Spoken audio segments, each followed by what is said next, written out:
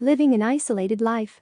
Astronauts, Antarctic doctors and climbers share their advice. For many of us, living in self-quarantine and social distancing from family, friends and coworkers is an unfamiliar feeling. But some professions lend themselves to isolation. For climbers scaling isolated peaks, people stationed on submarines, doctors working in Antarctica and astronauts in space, it's a way of life. They had to adjust to and thrive in isolation in order to live and work under extreme conditions. Astronauts such as Scott Kelly can spend up to a year in space living on the International Space Station. They spend 2 hours a day working out to maintain muscle and bone mass, and the rest of their waking hours are spent working on tasks and experiments. The space station is comparable to a 6-bedroom house, and 6 astronauts can comfortably live in it for 6 months or longer at a time. Climbers, including John Kedrowski, ascend some of the most isolated and challenging peaks in the world. They huddle in tents on their own or with a small crew on the sides of mountains upwards of 20,000 feet, like Everest. They can spend months away from their families in dangerous conditions with limited ways of contacting them. I think the first step to understand and handle what is going on is to come to terms with the fact that the next 3 to 6 months of our lives are going to be changed and altered forever, Kedrowski wrote in a newsletter addressing the pandemic. The faster we get comfortable with accepting this, the better off we will all be. And yes, I have often equated the past 10 days of this isolation on par with any of my 4 expeditions to Everest or other 25 expeditions to peaks over 20,000 feet in my career, he told CNN. Except in the home, we are way more comfortable right now than we are in dining tents with no heat. Crews manning the National Science Foundation's Amundsen Scott South Pole Station on Antarctica lead isolated lives with the same people for months at a time, including during the winter months, where going outside or flying home is impossible. The station holds 50 people during winter, a long period between mid-February and late October, while 150 people can live there during the summer. As for submariners, John Bailey, a robot submarine driver and former Navy submariner, said it best. During my time in the submarine service, I, along with many others, endured many weeks and months cooped up in a steel tube under the waves, he shared in a tweet. Like all other patrols, this one will end. Bring your world closer, focus on little things that you enjoy and make plans for the future. At least you should have a window. Here are their tips for coping, staying sane and even thriving. Establish a routine. Forming new habits and schedules is the #1 thing all of our experts agreed on. It provides structure and helps the time pass without it feeling insurmountable or undefined.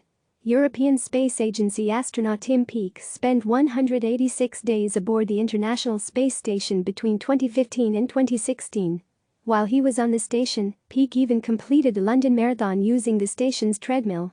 Habits and routine are so key to keeping everything under control in a confined and isolated situation, he said during a call organized by International Asteroid Day founders on Thursday.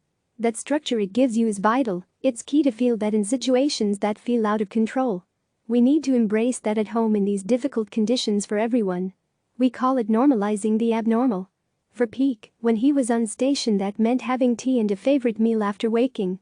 For astronauts just starting their stint on the station, the initial schedule is rigid. They know when they need to eat, exercise and complete tasks. Gradually, this routine relaxes to give the astronauts more control over their time. It provides a positive mental attitude in a new environment, Peake said. The key to astronauts successfully living with one another for 6 months or more can be chalked up to what NASA calls EB, or expeditionary behavior.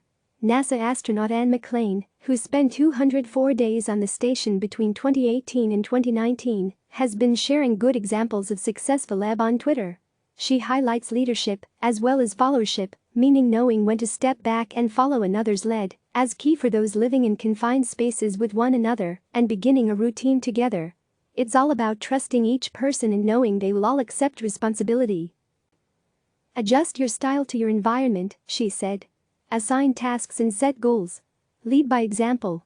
Give direction, information, feedback, coaching and encouragement. Ensure your teammates have resources. Talk when something isn't right. Ask questions. Offer solutions, not just problems. Breaking down your day into different categories and even changing up the rooms where things happen can help. Life at sea is dictated by shifts and routines, Bailey shared in a tweet. You could tell what day it was by what was for dinner. Make a routine now, test it, then write it down and stick to it. Divide your day up into work, if home working, rest, exercise, meals, hobbies, etc. Do the same for kids. Because you're all going to be spending more time in your home, make cleaning part of that daily or weekly routine, he said. And it's okay if you need to take some time for yourself as part of the routine. The only place private at sea was your bunk, he shared in a tweet. Make a dedicated private time place in the routine. Even if you timeshare the front room, get everyone a couple of hours alone. Do whatever you want. Scott Perzinski knows a thing or two about dealing with isolation, risk and uncertainty, he said. He's a NASA astronaut, has climbed Everest, ventured inside Masaya volcano's crater in Nicaragua, and has supported the winter cruise at the South Pole Station via telemedicine. Time flies when you have a sense of purpose or mission, he said. Keeping your mind and body active and engaged, and working towards a higher purpose, can stave off the monotony and some of the stressors perpetually around you. Set goals and start new hobbies. Part of that new routine can include making time for new things you've always wanted to try. Goals and hobbies can act as a motivational tool during uncertain times. Even though my life has been altered like most other people, I decided to refocus and create a new plan, Kudrowski said. I signed up for the New York City Marathon and will start to train for that for later this year when the dust settles. It's not easy for everyone to take on new things at this time, due to varying circumstances. But if you suddenly have more time than you used to, it might be uplifting to fill it with new things. This may be especially difficult for those who have been furloughed during this pandemic and aren't able to otherwise continue their work from home and/or having to care for homebound kids, Perzinski said. If you now find yourself with lots of time but no mission, is it a time to learn a new language or how to code through an online course? An opportunity to shed some extra pounds or a chance to read the stack of books that's accumulated on your nightstand? Are you in a position to volunteer to support those most vulnerable? It might be the right time to find your new mission. Beth Healy, a British medical doctor who has spent time at South Pole Station, said the hardest times may come later rather than at the beginning. When that slump hits, it's time to find something that will bring you purpose and joy. In the beginning, you're super motivated and have grand plans of what you're going to do, she said. The key challenge is to keep that motivation going. In Antarctica, we would plan out events and goals to get us through that third quarter of winter. In this current situation, we don't know how long it will last, but it's more likely to be a marathon than a sprint. She suggested putting down specific dates with things next to them that you'd like to accomplish, like mile markers along the way. Remember to have some fun. 2 routines are great, but that doesn't mean you can't change things up. Even the astronauts on the space station take time for fun.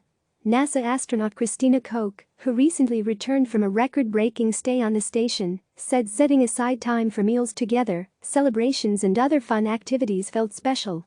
Part of that was food-based, like care packages sent up to the station including pizza kits, which gave astronauts the opportunity to each create their own and eat together. Take time to prepare meals, Bailey shared in a tweet. One beau did steak Saturdays, fishy Friday, curry and pizza nights. And frankly, we all have a little more time now. Enjoy it while you can.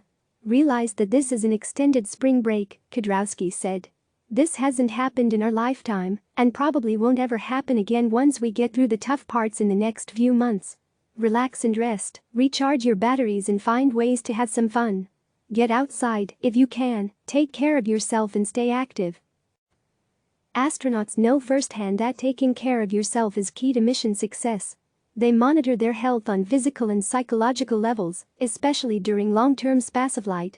Self-care for astronauts includes hygiene, time management, sleep and maintaining mood. Realistically assess your own strengths and weaknesses, McLean said. Learn from mistakes. Identify personal tendencies and their influence on your success or failure. Be open about your weaknesses and feelings. Take action to mitigate your own stress or negativity, don't pass it on to the group. Be social. Seek feedback. Balance work, rest and personal time. Be organized. Taking time to exercise is not only good for you, it provides a mental break that separates you from work or something else you were doing, astronaut Scott Kelly told CNN. During exercise, you can push yourself physically or turn inwardly to meditate. It's possible to get in your car, leave your town or city and get lost outside, Kudrowski said. For me that's easy. I live in a place in Colorado where my home backs up to wilderness. But I will also get in a car and drive to trailheads.